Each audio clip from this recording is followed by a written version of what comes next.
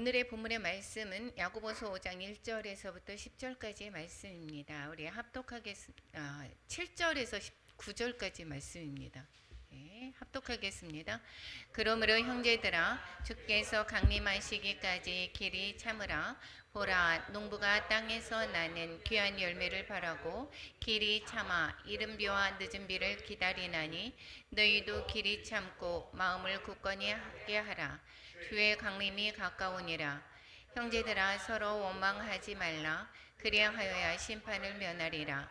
보라, 심판주가 문 밖에 서 계시니라. 아멘.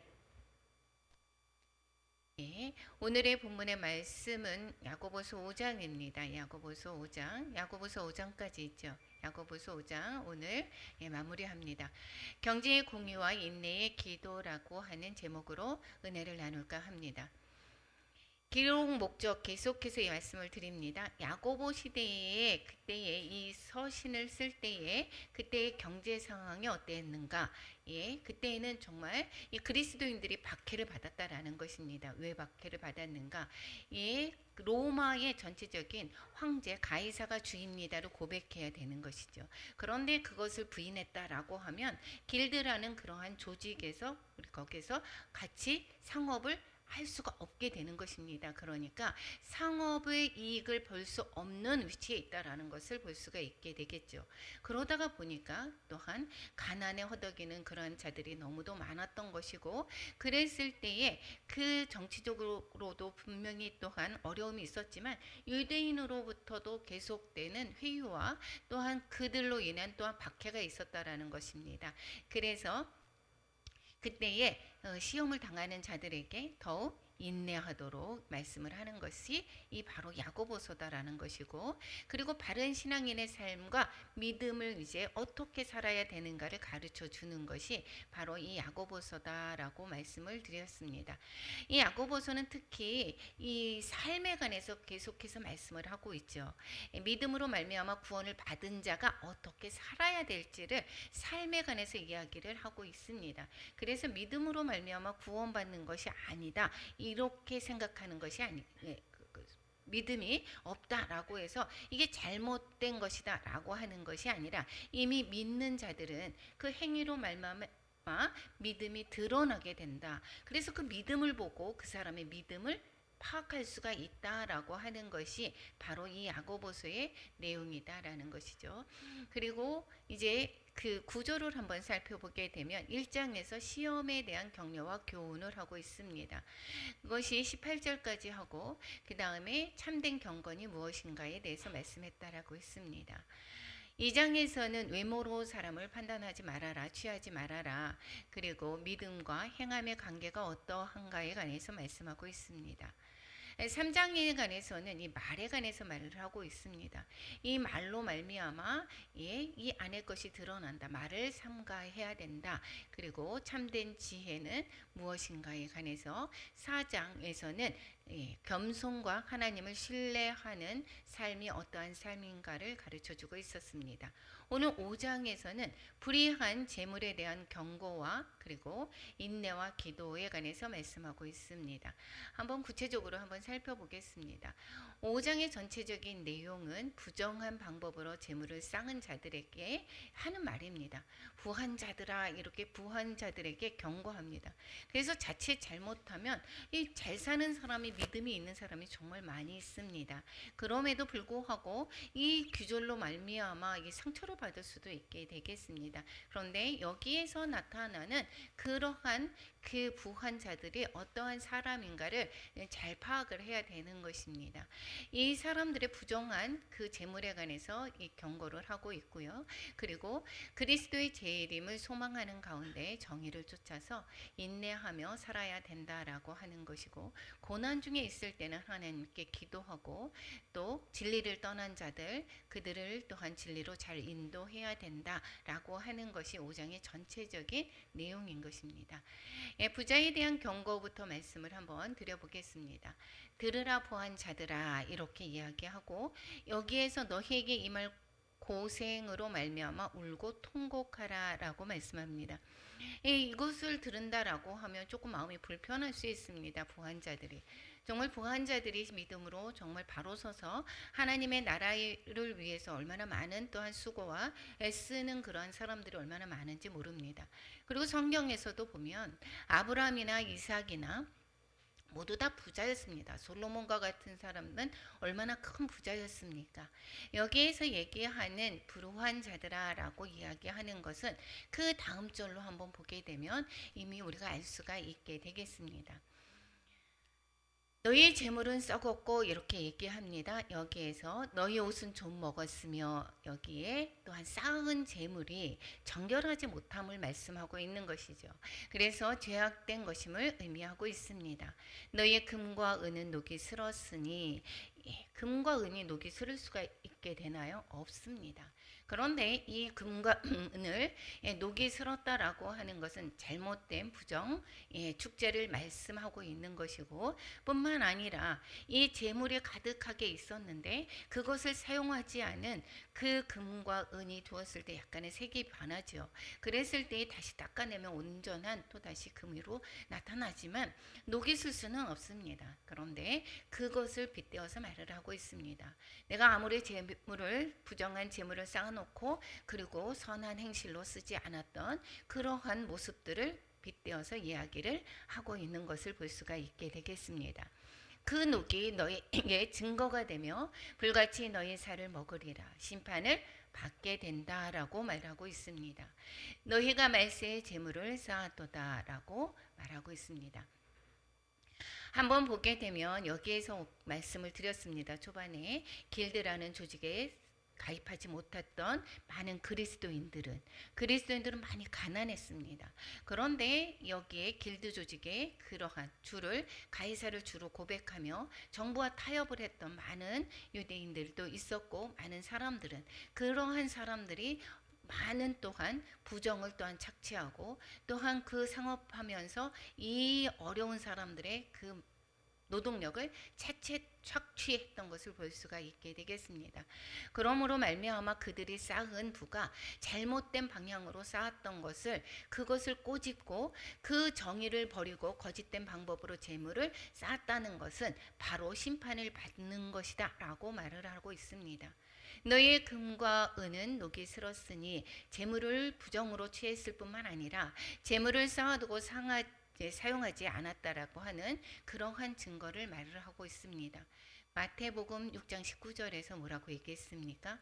보물을 땅에 쌓아두지 말라 이렇게 이야기합니다. 거기는 좀과 동록이 하고 또 도둑이 구멍을 뚫고 도둑질하느니라.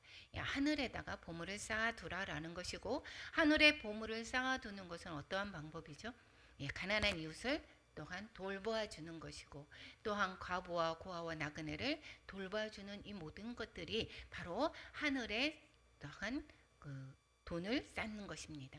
거기에서 보물을 쌓는 것이 바로 이 하늘에 쌓아야 되는데도 불구하고 금과 은이 녹이 슬었다라고 말을 하고 있습니다.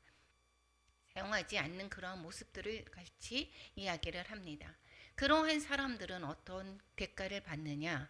불같이 너희 살을 먹는다 이야기를 하고 너희가 말세의 재물을 쌓아두다. 말세에 또한 불의한 방법으로 재물을 추구하였기에 이 공의의 심판을 받을 것이다 라는 것을 말씀하는 것입니다. 그래서 이 부자들은 영적인 일에 관심을 쏟아야 함에도 불구하고 이 물질에 관해서 우선적으로 하는 것 이것을 꼬집는 것이지 모든 부자들에게 말하는 것이 아니다라는 것을 또한 알아야 될 것입니다. 잠언서에서도 이렇게 이야기를 하고 있습니다. 잠언서 11장 28절 우리 한번 같이 읽어보겠습니다.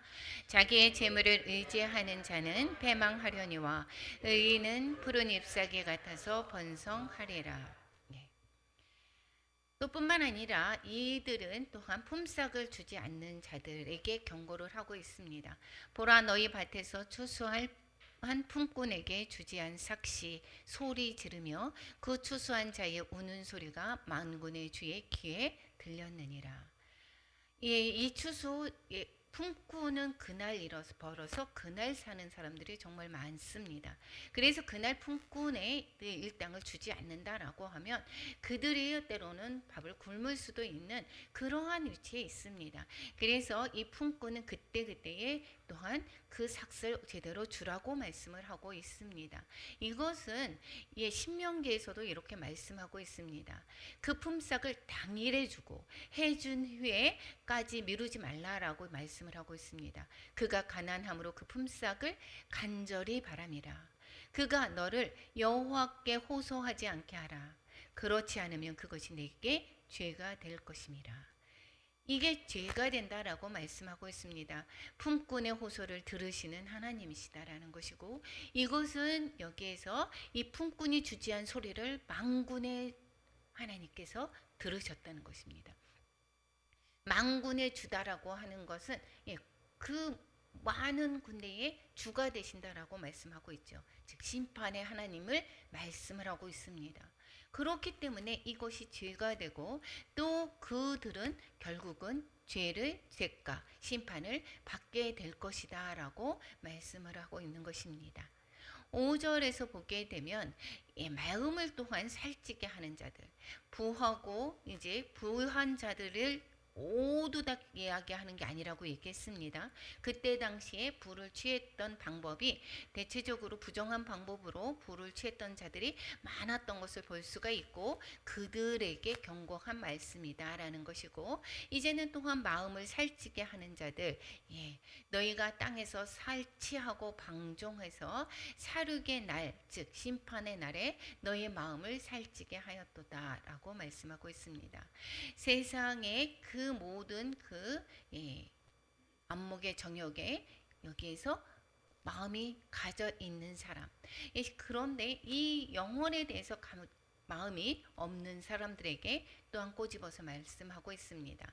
사륙의 날, 심판의 날에 너희들이 심판을 받을 것을 말씀하고 있습니다.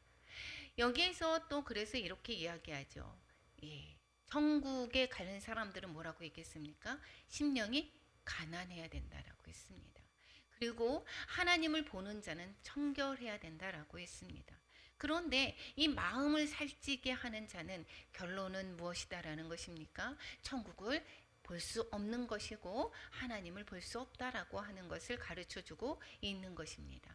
우리는 마음을 살찌게 하고 또한 내 이 땅에서의 복을 누리는 것을 또한 관심을 갖는 것이 아니라 하나님께서 계속해서 말씀하고 있습니다. 하늘에 소망을 두라는 것입니다. 이렇기 때문에 이 가난을 자처하는 것입니다. 이때의 가난한 자는 내가 정부와 타협하고 길드 조직에 내가 가입하고 하나님을 주라고 고백하지 않았다라고 하면, 그러면 이들은 바로 무엇입니까?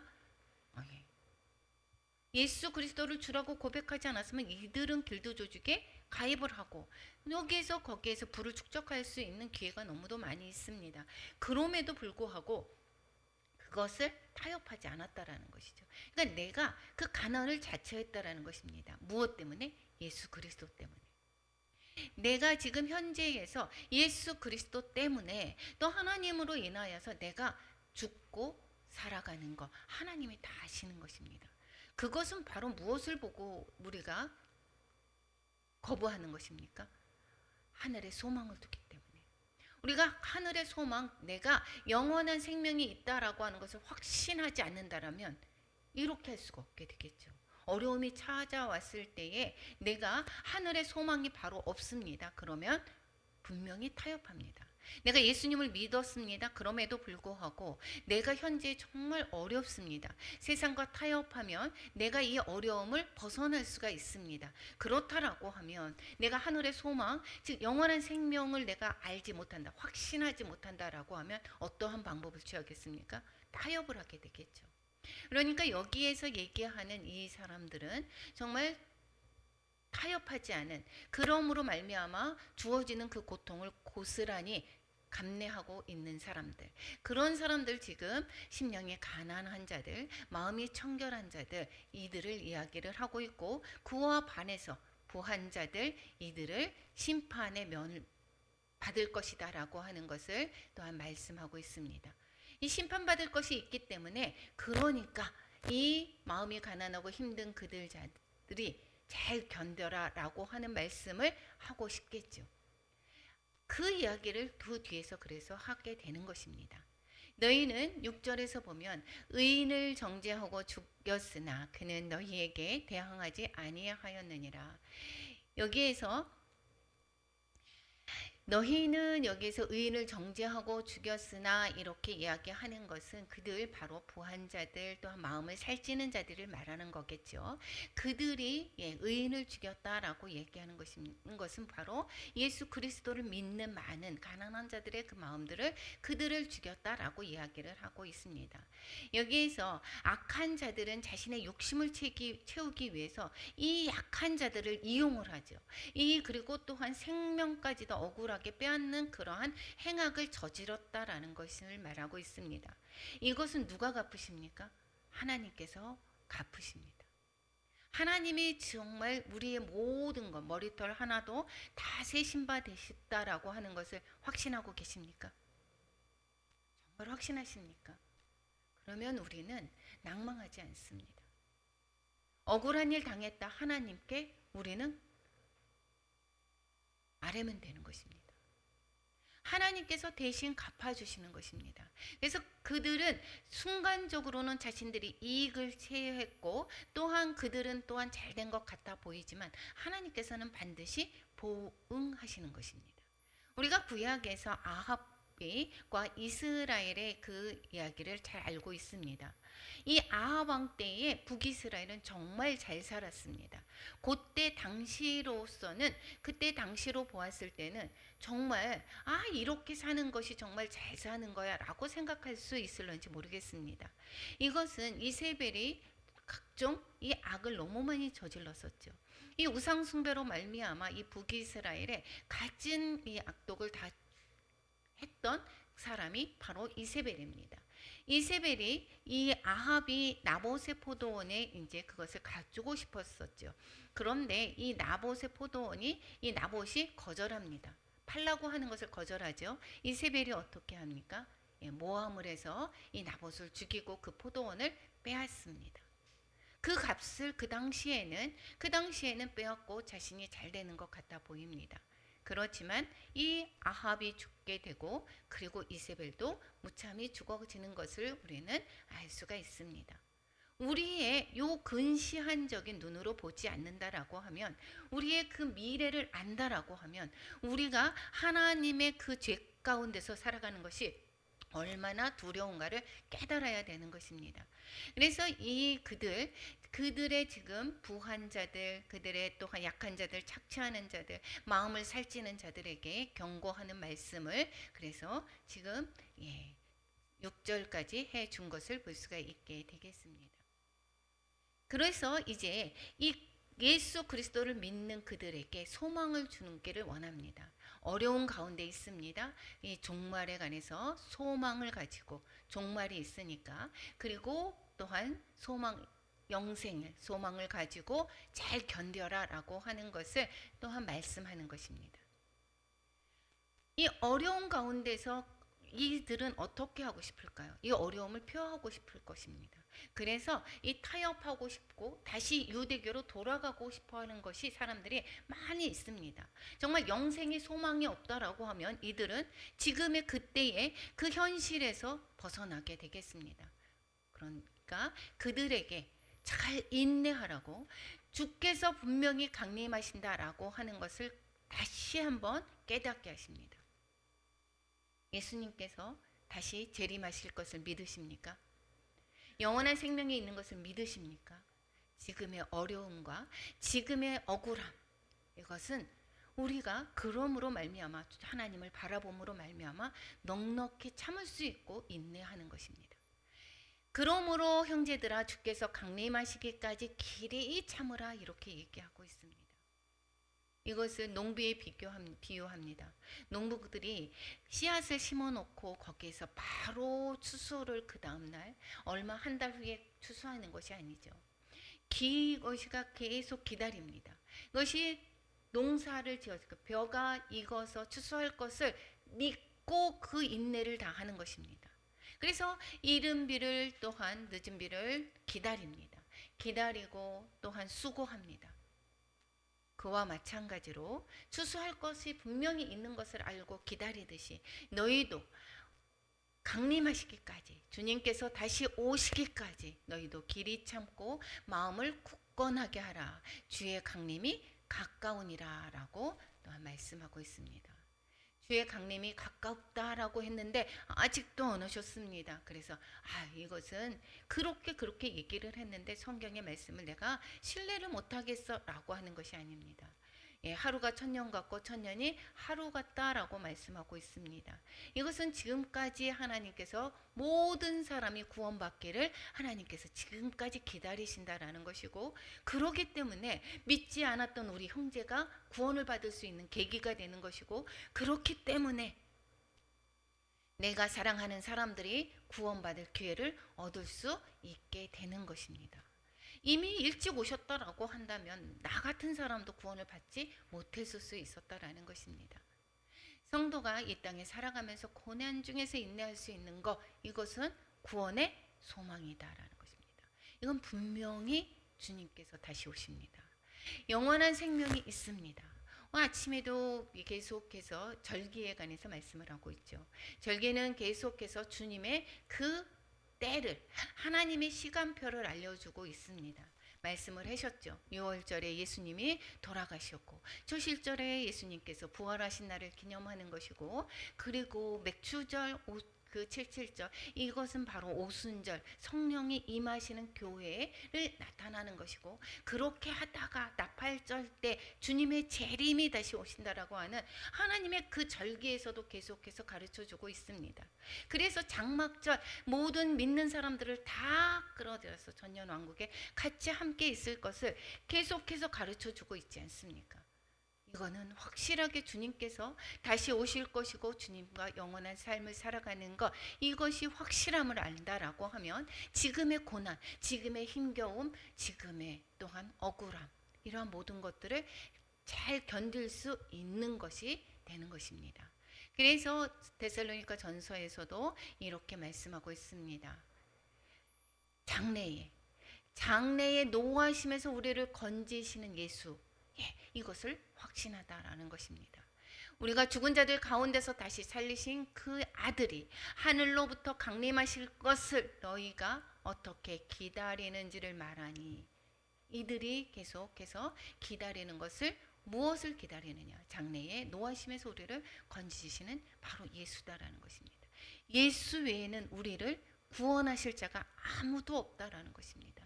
예수를 버리고 유대교로 떠나가는 것, 이렇게 세상과 타협하는 것, 이것은 바로 심판을 자처하는 일이다 라는 것을 계속해서 가르쳐주고 있는 것을 볼 수가 있게 되겠습니다.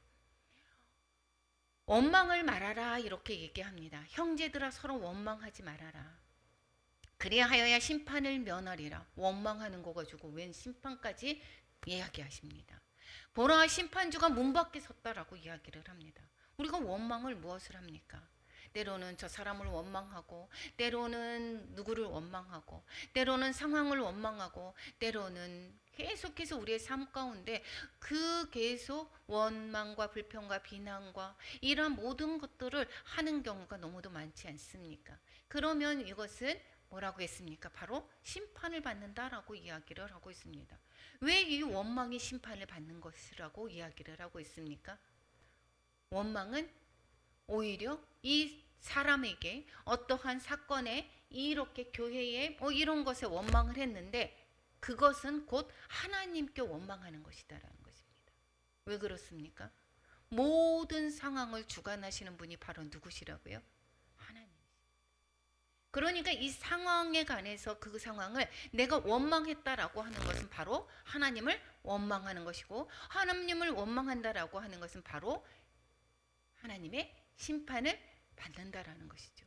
그래서 고린도전서에서 이야기하면 광야 이야기를 하고 있습니다. 광야에서 계속해서 사람들이, 모세가 구원을 하고 이제 광야로 왔습니다. 먹을 것이 별로 없습니다. 물이 별로 없습니다. 그리고 때로는 하나님의 말씀대로 길을 돌아서 우회해서 가게 됩니다. 이러한 모든 일로 인해서 사람들이 원망을 하죠. 그리고 뿐만 아니라 우리가 가나안에 들어가는 것이 정말 하나님께서 행해 주신다라고 했는데도 불구하고 분명히 다녀와서는 우리가 메뚜기와 같다.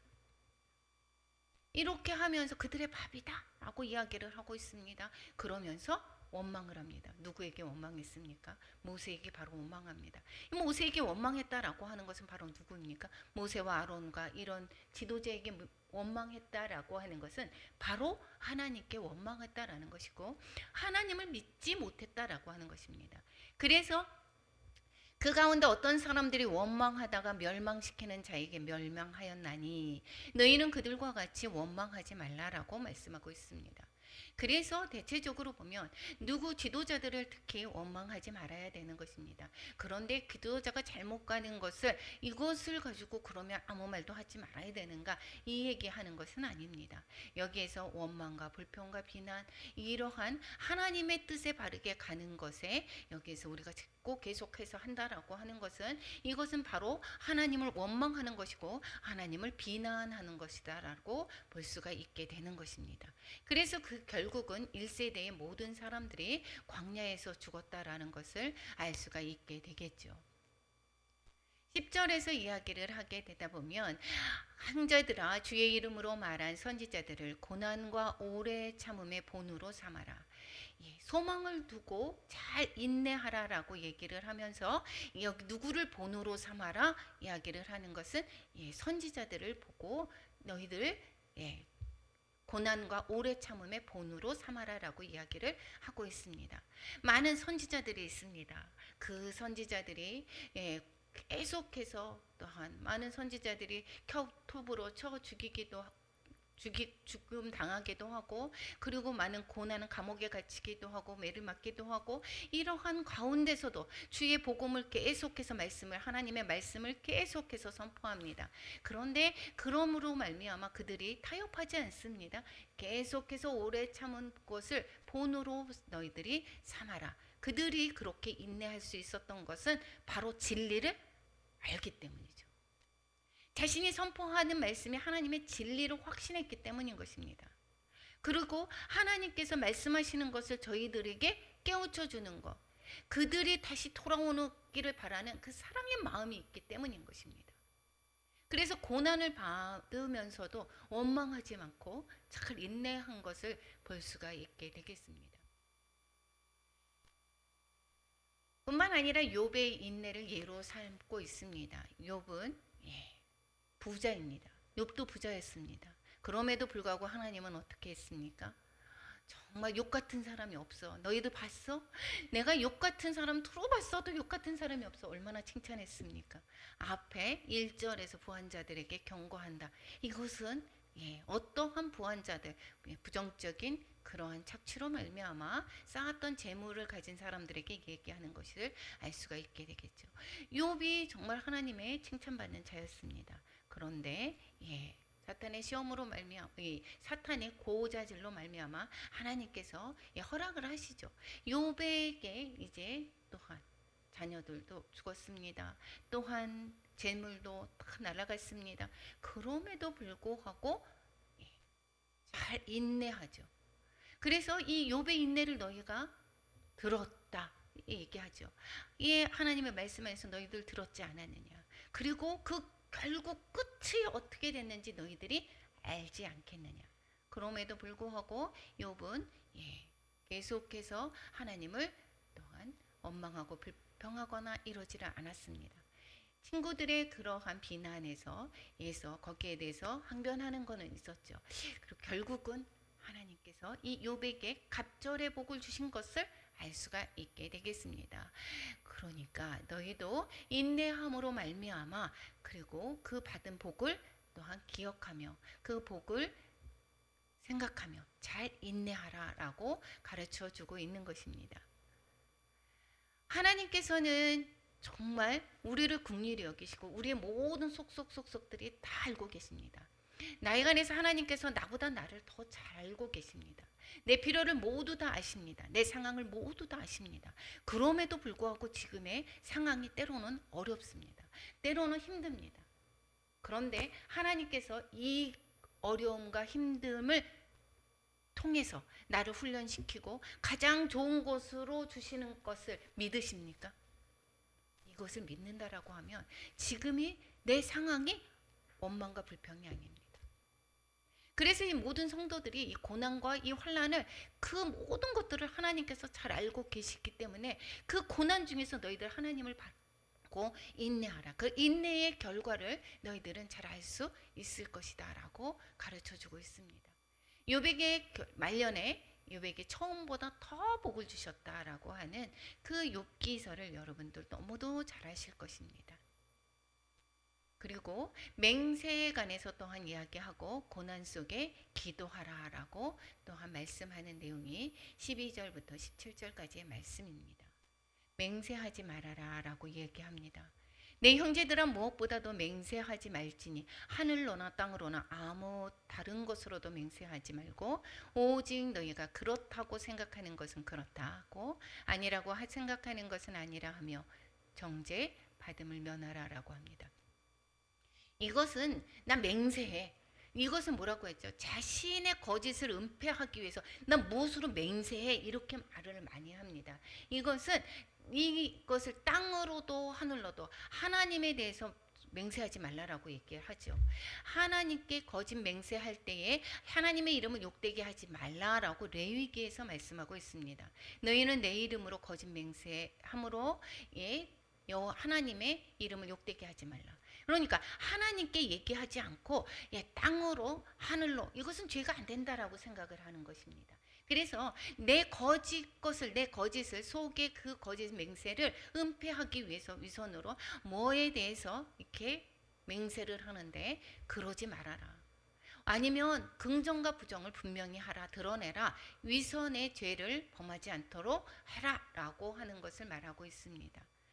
여기에서도 말씀하시기를 예수님께서도 말씀하고 있죠. 나는 너희에게 이르노니 도무지 맹세하지 말지니 하늘로도 또 땅으로도 하지 말라라고 이야기합니다. 하늘은 하나님의 보좌다라고 이야기합니다. 고난당하는 자는 기도하라라고 있습니다. 왜 고난 가운데 있습니까? 고난당하는 자가 있습니까? 그러면 기도하라. 또 즐거워하는 자가 있는지 그러면 찬송하라라고 얘기합니다. 왜 찬송을 합니까? 여기에서 즐거워하는 것은 하나님께서 베풀어 주신 은혜로 말미암아 우리는 찬송하는 것입니다. 내가 했으니까, 내가 어떻게 이렇게 했습니까? 이렇게 된다면 찬송이 아니죠. 자신을 드러내는 것이지만 하나님께서는 고난 당하는 자가 있느냐 그 고난을 또한 옮기실 하나님께 기도할 것이고 또한 즐거워하는 거 이 베풀어 주신 은혜가 하나님의 그 은혜임을 깨닫고 찬송하라라고 말씀하고 있습니다.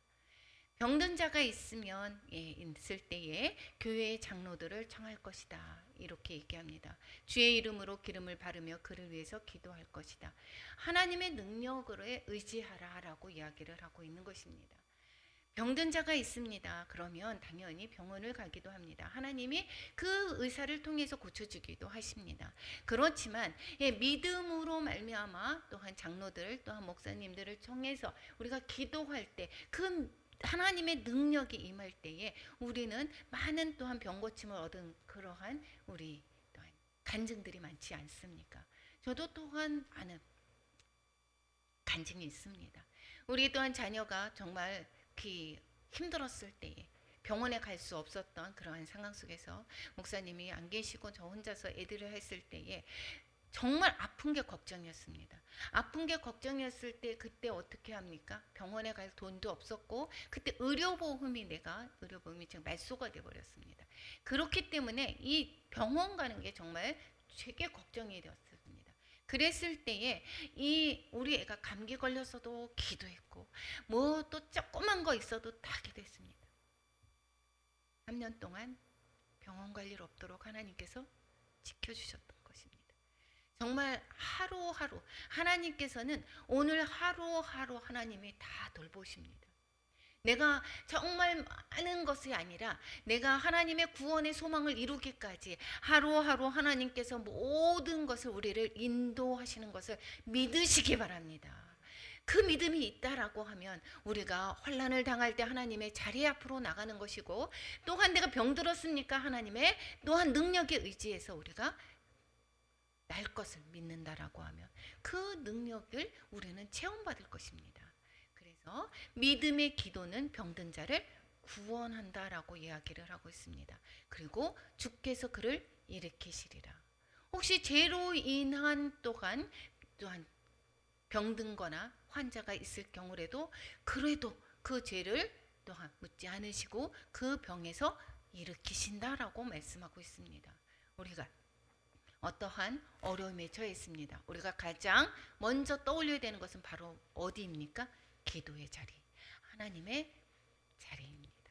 그리고 또한 목회자에게 또한 기도를 부탁하고, 그리고 기도를 부탁해서 내 마음에 그냥 위로만이 아니라 하나님께서 또한 만지실 것을 믿고 기도를 받아야 되는 것입니다. 여기에서 뭐라고 얘기했습니까? 믿음의 기도, 받는 사람이 바로 믿음의 자리에 나아가는 것 자체가 바로 무엇입니까? 믿음이고, 믿음의 고백이고, 또 하나님께서 목회자를 통해서 낫게 해주실 거야 라고 하는 그러한 믿음이 있을 때에 우리는 믿음에서 우리가 하나님의 그 도우심을, 또 하나님의 능력을 체험하게 될 것입니다. C.S. 루이스가 말씀하고 있습니다. 우리가 삶 가운데 고통이 있는 것, 이것은 고통이 없을 수가 없습니다. 하나님의 나라에 가는데 누구 하나 고통이 없을 수 없습니다. 고통은 누구나 다 있습니다. 그 고통을 통해서 뭐라고 하는 거냐면, 그 고통을 통해서 내 교만을 내려놓게 하는 것입니다. 그래서 교만한 세상을 깨우는 하나님의 확성기라고 이야기합니다. 내 교만이 있으니까 내려놓게 하는 거. 하나님이 제가 아무것도 아닙니다. 나의 마음을, 높아진 마음을 낮추게 하고 하나님의 음성을 또한 선명하게 들을 수 있는 계기가 바로 이 고난인 것입니다. 그리고 16절에서부터 18절까지 이야기합니다. 의인의 간구가 역사하는 힘이 크다라고 말씀하고 있습니다. 그리고 엘리야를 예를 들어서 말씀하고 있죠. 엘리야가 또한 기도했을 때에 3년 6개월 동안에 땅에 비가 오지 않았고, 또한 기도했을 때에 다시 비를 주었지 않았느냐. 의인의 기도가 역사하는 힘이 크다라고 말씀하고 있습니다. 너무도 힘겹고 어려운 경우가 있습니까? 그럴 때 하나님 전에 나와서 기도하시고, 또한 목회자를 통해서 또한 기도를 받고, 그리고 하나님께서 행해 주실 것을 믿으시기 바랍니다. 때로는 내가 원하는 대로 응답이 안 됐을 때에 하나님이 나를 잘 모르시는 것 같아. 이것이 아니라 하나님께서는 어떻습니까? 내게 가장 좋은 것으로 주시는 분이신 것을 믿으시기 바랍니다. 그것이 비록 내 마음에 맞지 않아도 하나님은 나에게 그것이 가장 좋은 것으로 주시는 것이고, 그것을 통해서 나중에 더 큰 복이 임할 것을 깨달으시기 바랍니다. 우리의 시선은 너무도 짧습니다. 그런데 하나님은 먼 미래까지 다 보시는 분이시고, 그 먼 미래까지 우리의 나갈 바를 아시기 때문에 우리에게 어떠한 것이 가장 좋은지를 알게 해주십니다. 그렇기 때문에 하나님께서 우리에게 주시는 그 모든 것은 모두 다 선한 것임을 기억하시기 바랍니다. 신앙인의 필연적인 과정이 환난이다라고 이야기를 했습니다. 그래서 우리가 하나님의 나라에 들어가려면 사도 바울의 이야기입니다. 많은 환난을 겪어야 할 것이다 라고 말하고 있습니다. 그 환난을 통해서 나의 교만을 내려놓고 하나님을 더 의지하고 하나님의 사람으로 점점 자라가게 하시는 것입니다. 그리고 의를 위한 핍박을 받게 된다라고 말하고 있습니다. 의를 위해서 박해를 받는 자 복이 있다. 천국이 그들의 것입니다. 즉 천국을 소유하는 자는 당연히 박해가 있음을 말씀하고 있는 것입니다. 우리가 진리를 떠난 자를 돌이키게 하는 것 또한 19절 20절에서 말씀하고 있습니다. 이것은 진리를 떠났습니다. 우리 성도들도 진리를 떠난 사람들이 조금 있죠. 그들을 어떻게 하라고 얘기합니까? 돌아서게 하면 그들이 죄의 길에서, 미혹된 길에서 돌아서게 하게 되면 그들은 어떻게 해요? 사망에서 구원될 것이고 그들의 죄를 덮어지게 될 것이다 라고 말씀하고 있습니다. 우리의 성도는 나를 지킬 뿐만 아니라 형제를 진리로 인도하는 사명이 있다라는 것을 잊어버리면 안 되는 것입니다. 그래서 때를 얻든 못 얻든 우리는 하나님의 나라를 계속해서 전파해야 되는 것입니다. 그래서 히브리서에서는 매일 권면하라, 피차 권면하라라고 말씀하고 있고, 디모데 전서에서도 매일 여기 뭐라고 얘기합니까? 내 자신과 내게 듣는 자를 구원하도록 너희들은 가르쳐라 이야기를 합니다. 구원은 하나님이 하시지만, 그리고 그리스도인은 다른 사람을 구원하시는 하나님의 도구가 되는 것입니다. 그 도구가 돼서 결국은 우리는 하늘나라의 상급을 쌓는 거가 되는 것입니다. 오늘 말씀에서 계속 말씀하고 있습니다. 하나님의 심판대에서 우리는 모두 다 설 것이다 라는 것이고, 그 심판대에 설 때에 우리가 어떤 모습으로 서야 되는지 잘 인내하고, 또 하늘나라에 있을 그날을 소망하며 우리가 인내하자라고 이야기를 하고 있습니다. 세상의 정욕과 욕심, 이것은 다 뭐라고 얘기했습니까? 다 하나님의 나라에 가서, 이 땅에 가서 앞에 설 때 다 결국은 아무 의미가 없고 심판받을 대상이 되는 것을 얘기하고 계십니다. 우리가 하나님의 그 자비하심과 긍휼하심을 날마다 경험하면서 하나님을 바라보고 살아야 될 것입니다. 고난 중에 포기하지 말고 원망하지 말고 기도하며 나아가라고 말씀하고 있습니다.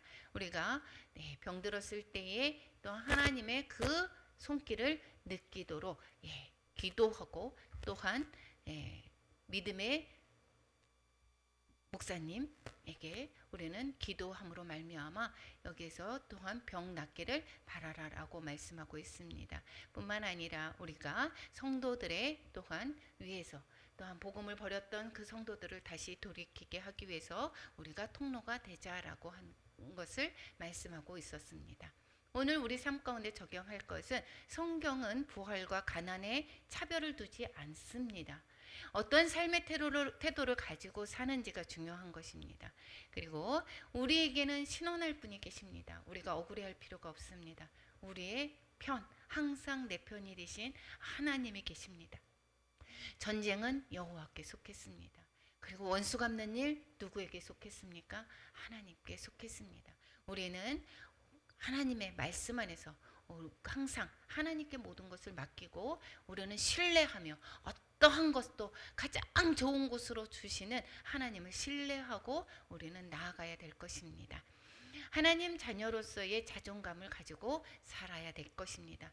나는 정말 하나님이 좋아하냐, 나에게 가장 좋은 곳으로 주시고 하늘의 그 신령한 복들이 다 나의 것이야 라고 하는 그러한 자존감을 가지고 살아야 될 것입니다. 고난을 기도로 통과하자. 하나님의 악기로 살자. 하나님의 악기로 사는 것은 바로 무엇입니까? 하나님의 사랑을 전하는 통로가 되어야 될 것입니다. 함께 기도하며 영혼을 구원하자. 오늘 말씀을 통해서 주시는 말씀이 있습니다. 우리의 말씀을 통해서 나도 이제는 고난 가운데 있는 것을 기도하며 잘 인내하고, 또한 하나님께 소망을 두고 살아가는 우리 모두가 되기를 축원합니다.